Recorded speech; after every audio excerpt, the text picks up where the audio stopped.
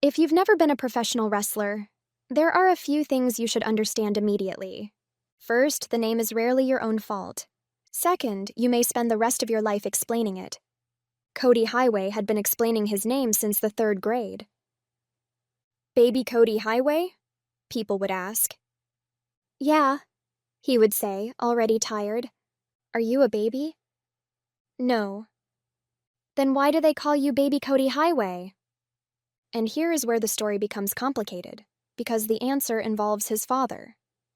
His father was Daddy Highway. Now, if you're imagining a massive man with a beard made of engine grease and chewing tobacco, you would be correct. Daddy Highway had wrestled through the 1980s in places that smelled like popcorn oil and cigarette smoke. Small arenas, county fairs, ice rinks that hadn't melted properly since 1974. He had one finishing move, the highway piledriver.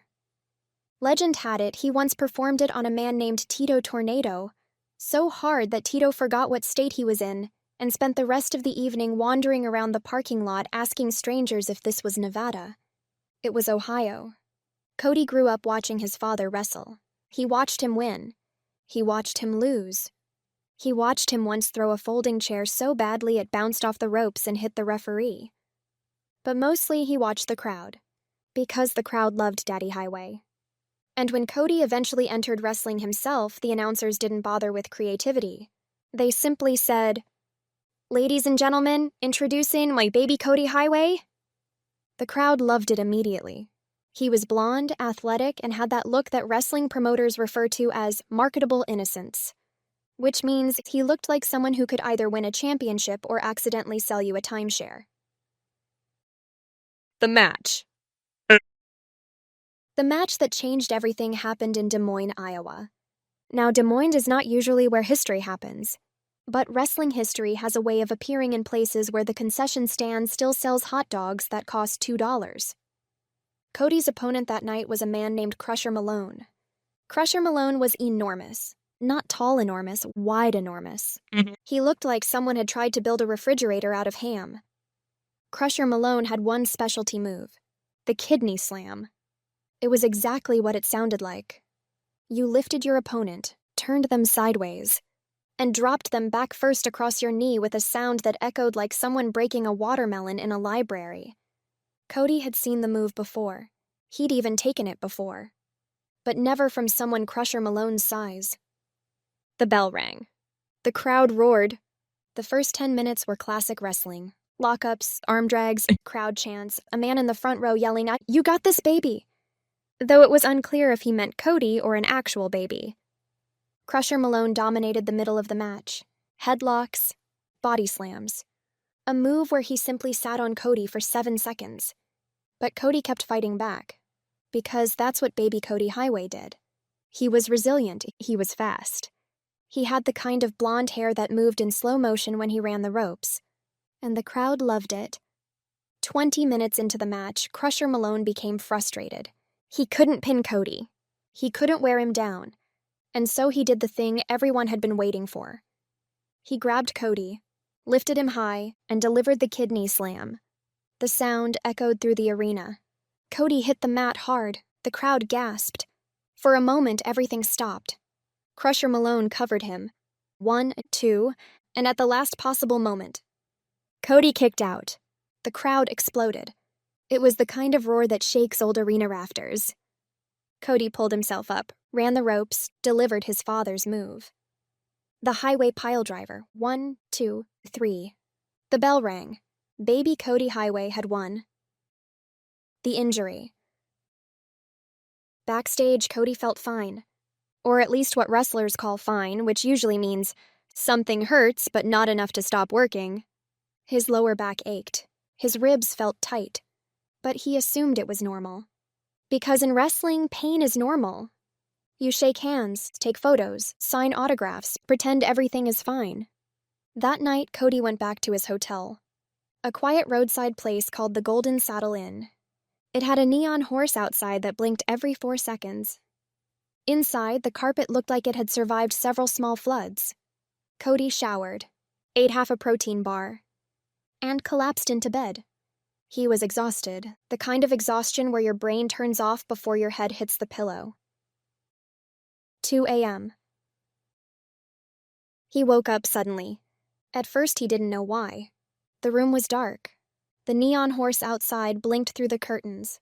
Blink, blink, blink, and then he felt it. Warmth, an unmistakable warmth. He sat up quickly and realized something that had not happened to him since childhood. He had wet the bed. Cody stared at the ceiling. For a long time, because the brain of a professional wrestler is capable of processing many things. Broken noses, concussions, fans yelling strange things. But this was different. This was deeply confusing. He checked the clock. 2:03 a.m. He checked the sheets again. Still very wet. Well, he said to no one. That's new. The next night. Cody assumed it was a one-time thing. Maybe dehydration, maybe stress, maybe the Iowa hot dogs. The next night he slept again. And again. 2 a.m., same thing. Warm, embarrassing, confusing. Now Cody began to worry. Because wrestling requires sleep. Without sleep, you become slow. Without sleep, you become sloppy. And sloppy wrestlers eventually end up with documentaries about them. He started sleeping lightly, setting alarms, waking up constantly. But every night the same thing happened. 2 a.m., like a strange biological clock. Warm sheets, growing dread. The problem. Within a week, Cody had become exhausted. He started arriving late to training. He drank too much coffee. One afternoon, he nearly drop-kicked the wrong person during practice, which is generally frowned upon. He considered seeing a doctor. But wrestlers hate doctors. Doctors ask questions like, "How many concussions have you had?" Which is not something wrestlers enjoy counting. Instead, Cody did what wrestlers do best. He ignored it, for a while. But eventually the fear crept in. What if he couldn't sleep? What if this kept happening? What if he had to retire? Imagine being known forever as Baby Cody Highway, the wrestler who couldn't make it through the night. The thought alone made him miserable. The butler. On the 5th night at the Golden Saddle Inn, Cody sat on the edge of his bed at 1:45 a.m., waiting, watching the clock. The neon horse blinked, blink up, blink, blink. Then he heard a knock. 3 slow knocks, which is strange at 1:45 a.m. in a motel that mostly hosts traveling salesmen and people avoiding responsibility. Cody opened the door. Standing there was a man in a suit, an actual suit, black jacket, white gloves, polished shoes. He looked like a butler from a movie where someone inherits a haunted mansion. "Good evening, Mr. Highway," the man said calmly. Cody blinked. "Do I know you?" "No," the man replied politely. "But I know you." "That seems unfair." The man smiled slightly. "My name is Mr. Archer." "Okay. And I believe you are experiencing a complication following the kidney slam." Cody stared at him. Because when a stranger correctly guesses the embarrassing medical problem you're hiding, it raises several questions. "How do you know that?"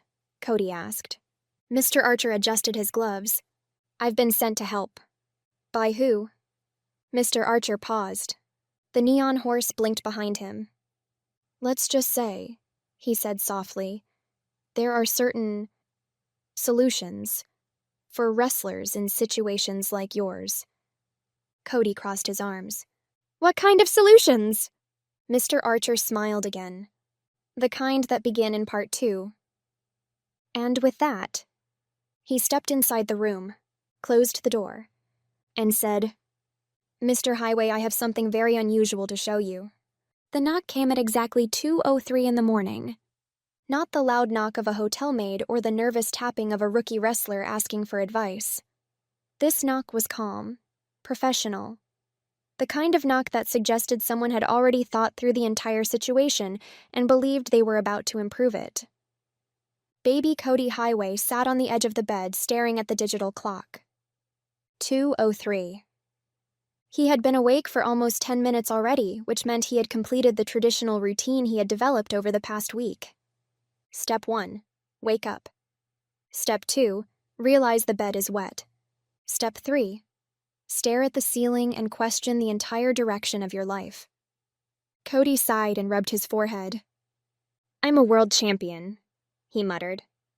The belt sat on the nightstand next to the clock, gleaming in the dim hotel lamp like it was judging him. The knock came again. Cody turned toward the door. "Yes?" The door opened slowly. Standing there, perfectly composed as always, was Mr. Fletcher. Mr. Fletcher had been Cody's butler for almost 6 years. He had worked for Cody back when Cody was wrestling county fairs and community centers that smelled like nachos and old basketball courts. He had seen Cody wrestle through broken fingers, dislocated shoulders, and one extremely unfortunate ladder match involving a trampoline that no one involved fully understood.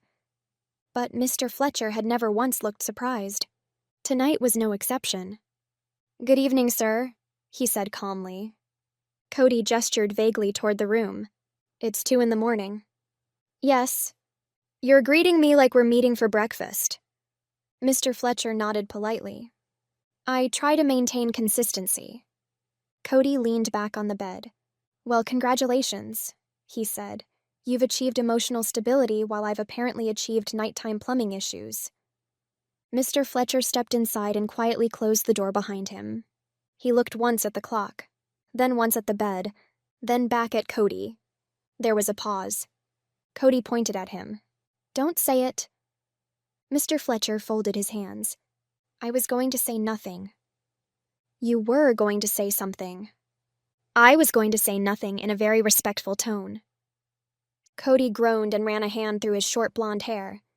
"This is the 3rd night this week." "4th, sir." Cody stared at him. "Are you keeping records?" "I keep records of many things." "That feels invasive." "It is intended to be helpful." Cody sighed. "My kidneys still hurt from that match." "Yes." "That idiot Crusher Titan practically folded me in half." "Yes."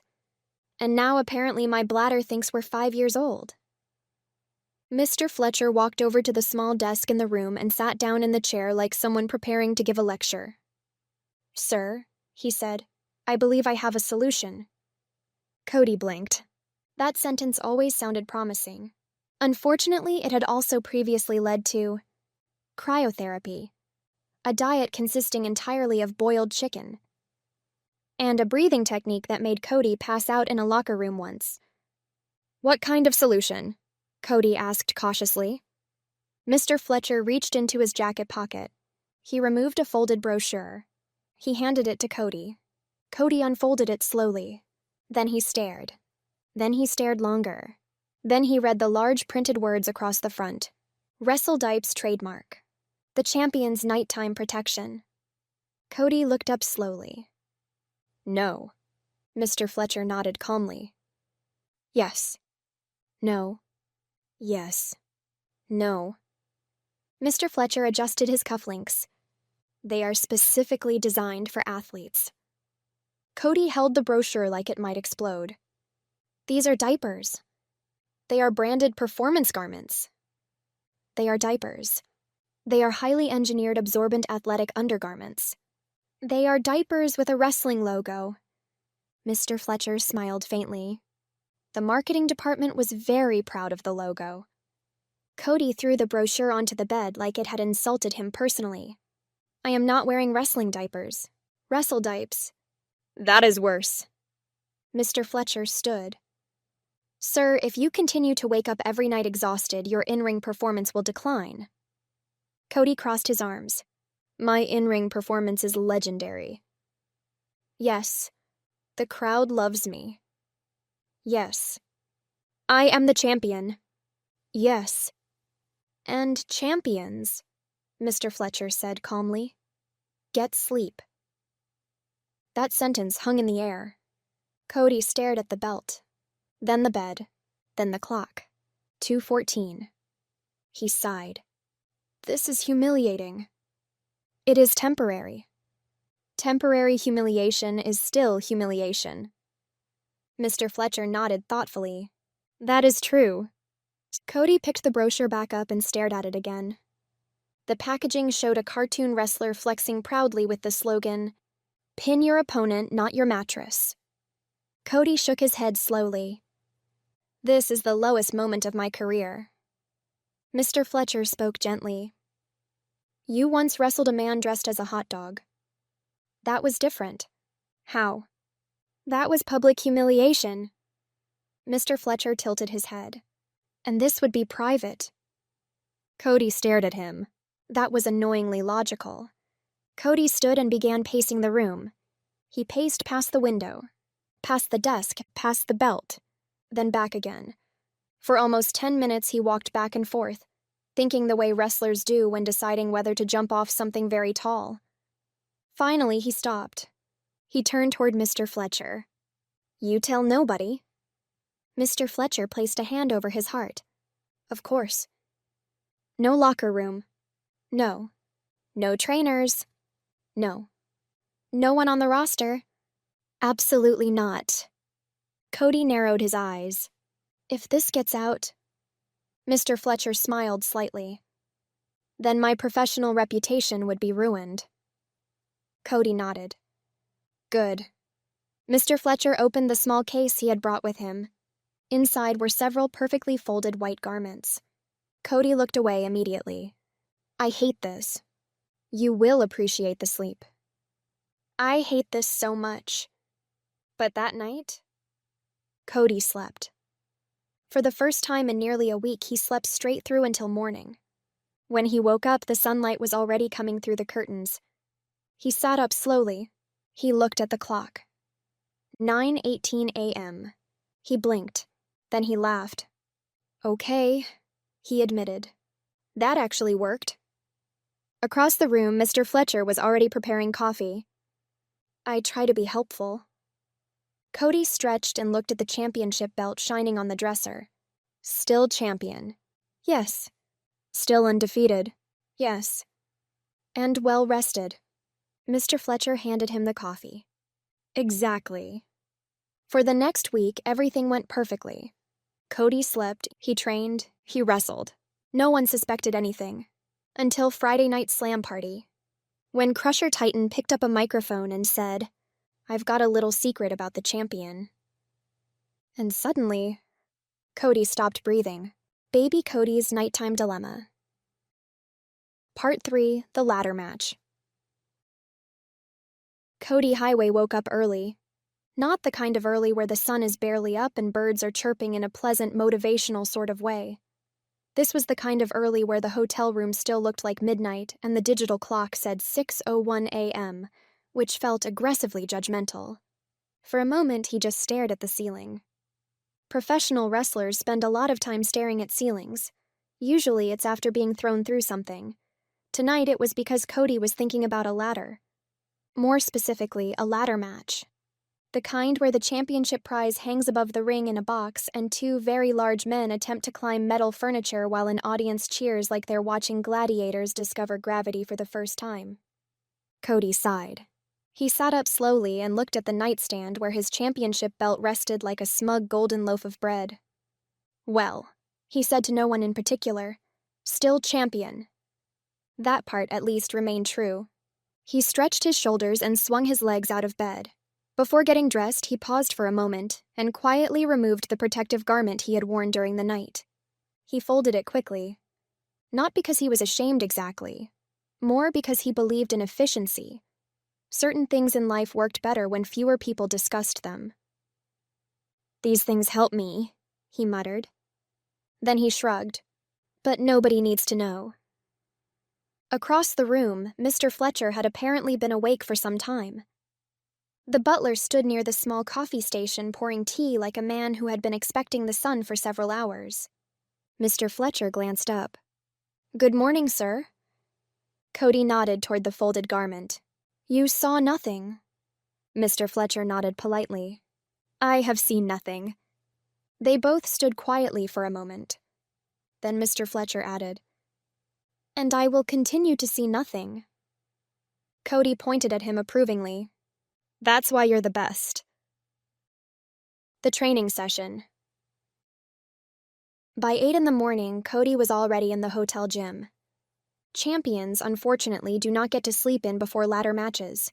There are rituals involved: stretching, cardio, punching a heavy bag while thinking about someone's face. Cody jogged slowly on a treadmill while Mr. Fletcher stood nearby holding a clipboard. No one knew why the clipboard existed. Mr. Fletcher had never once written anything on it, but it made everything feel official. "You look tense," the butler observed. "I am tense." "That is understandable." Cody stepped off the treadmill and grabbed a towel. "Crusher says he has a secret about me." "Yes. And he's planning to reveal it tonight." "Yes." Cody stared at the mirror across the gym. "Do you think he knows?" Mr. Fletcher adjusted his tie. "No." "You sound very confident." "I am." Cody crossed his arms. "What if he wins?" Mr. Fletcher blinked once. "That will not happen." "But if it did?" The butler spoke calmly.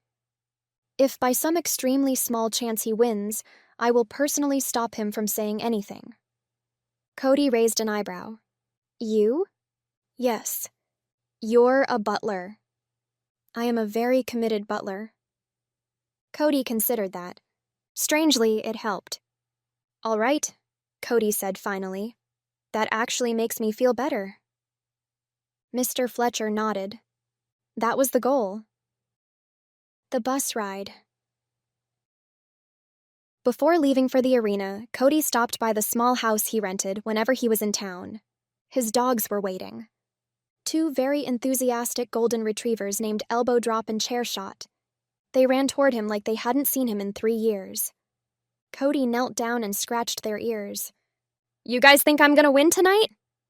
Chair Shot barked. Elbow Drop wagged his tail with the confidence of someone who had never watched professional wrestling but supported Cody's lifestyle choices.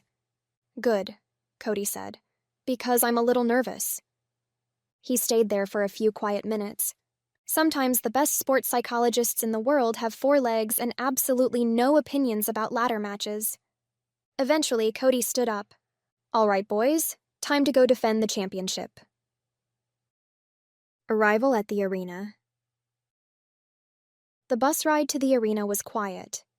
Cody sat in the front seat staring out the window while Mr. Fletcher read a newspaper beside him. The headline read something about international economics. Neither of them cared. Cody was thinking about the ladder, and the box hanging above the ring, and the small possibility that Crusher Titan actually knew something. By the time the bus pulled up to the arena, the parking lot was already packed with fans wearing Cody Highway shirts. One of them held a sign that said, "Cody fears no one." Cody looked at it. "Well," he said quietly, "that's optimistic." Preparing for the match. Inside the locker room, Cody changed into his gear. Red boots, gold trim, championship colors. He wrapped his wrists carefully and took a long breath. Mr. Fletcher stood nearby adjusting the collar of Cody's entrance jacket. "Nervous?" the butler asked. "A little." "You have defeated Crusher Titan many times." "I know." "He has never beaten you in a ladder match." "I know." Mr. Fletcher placed a reassuring hand on Cody's shoulder. "And tonight will be no different." Cody nodded slowly. He took one final deep breath. "All right." Then the arena music hit. The ladder match. The crowd exploded when Cody walked out. Thousands of people shouting his name. Bright lights. The box hanging above the ring like a golden treasure chest. Crusher Titan stood in the ring already, grinning like a man who had recently learned something embarrassing about someone else. The bell rang, and the match began. Ladder matches are chaos. There were chairs flying, ladders crashing. Crusher slammed Cody into the ropes so hard the entire ring shook. At one point, Cody flew off the second rope and crashed onto a ladder that made a sound like a car accident. The crowd chanted, "This is awesome!" Cody climbed the ladder once. Crusher pulled him down. Crusher climbed. Cody shoved the ladder sideways. At one point, they both stood on opposite sides of the ladder trading punches like two men fighting over a very dangerous staircase. Finally, Cody saw his moment. Crusher charged toward him.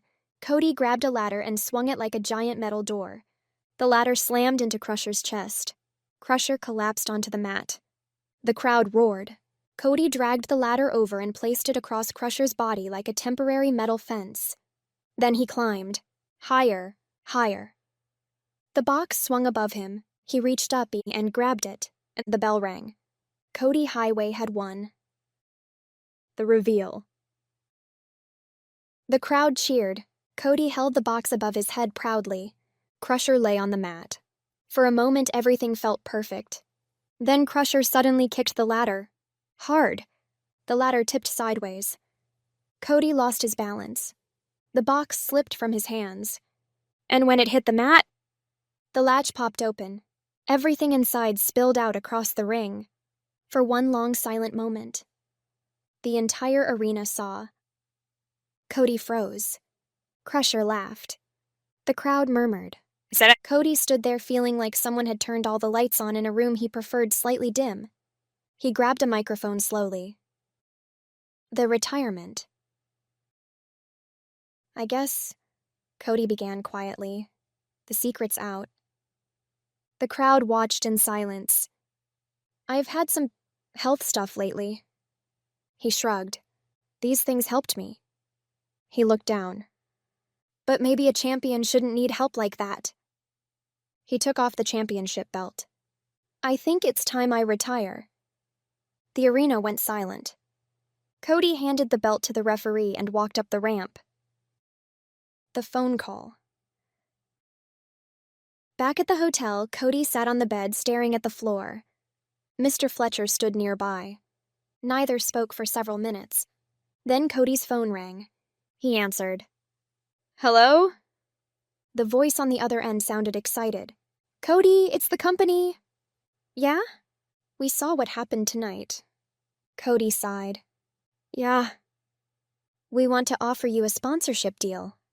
Cody blinked. For what? For the product.